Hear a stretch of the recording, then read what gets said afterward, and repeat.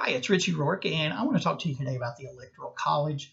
I'm going to give you some brief history on what the Electoral College is, how it was set up, and why, and how, based on the way that our country has changed in the last 250 years, it now even kind of is counterintuitive to what the Founding Fathers had in mind and has skewed the way that presidential candidates run their campaigns and who they focus on during those campaigns. So after I give you that, I want to challenge you to educate yourselves on the Electoral College and think about how you think it works and if you think it's still a good idea. When our country was founded, the framers of the Constitution decided that the wealthy landowners didn't have the best interest of the general population in mind. They were pretty self-serving. They also didn't feel, however, that the general population itself lacked or had the knowledge, the education that they felt necessary to appoint someone to the most important position in our country. So they came up with the Electoral College, and it basically grants each state one vote per member of the House of Representatives for that state, plus 2 votes for the senators that represent that state. The way the country has changed in the last 250 years, even though the population is still not equally distributed, it's a lot more evenly distributed than it was then. We have spread much farther out west. Not only that, but even the rural areas have much more access to information, news. They're more educated, they're more literate. So maybe the protection is still needed, but I don't think it's the crisis that it once was. What this has done is, in any given presidential election cycle, there are 6 to 8 swing states that become the focus of the campaign. There are certain areas of the country, say the Northeast and California, that Democrats know they're going to win. So the Democratic candidate doesn't really focus on those states. So that's a lot of people that are kind of ignored during the campaign. Those people have needs and wants. On the flip side, the Republican candidates feel that they can't win those states, so they don't focus on those people in those states either.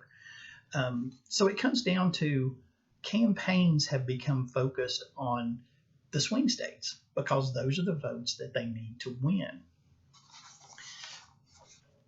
E.J. Dionne wrote an article called Bypassing the Electoral College that was published in the April 2nd, 2007 edition of the Washington Post.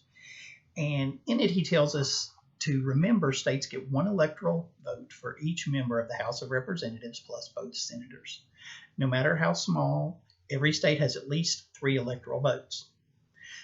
The 3 electors from Wyoming, with an estimated 2006 population of 515,004 people, represent 171,668 people each. California, with a population of 36,457,549, gets 55 electors, each representing 662,865 people. A presidential vote cast in Wyoming has nearly 4 times the value of a vote in California. That's just an example of what I was saying about how it's kind of shifted the scales, and what it was once needed for, it's kind of flipped.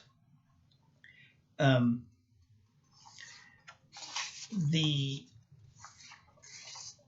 Robert Hardaway wrote a book called, excuse me one moment. Robert Hardaway wrote a book in 2008 called Crisis at the Polls, an Electoral Handbook.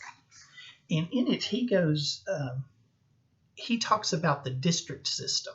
Now, the district system has already been adopted in Maine and Nebraska. And the way it works is those states issue an electoral vote for each district for each congressional district that a candidate wins. So the electoral votes, rather than be winner take all for a state, are divided. The one candidate gets the number of votes for how many districts he wins. The other gets the votes for the number he wins. The winner of the state election gets the 2 senatorial votes.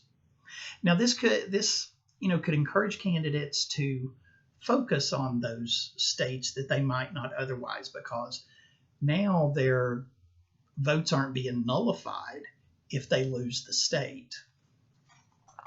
So I think the district system might be an answer.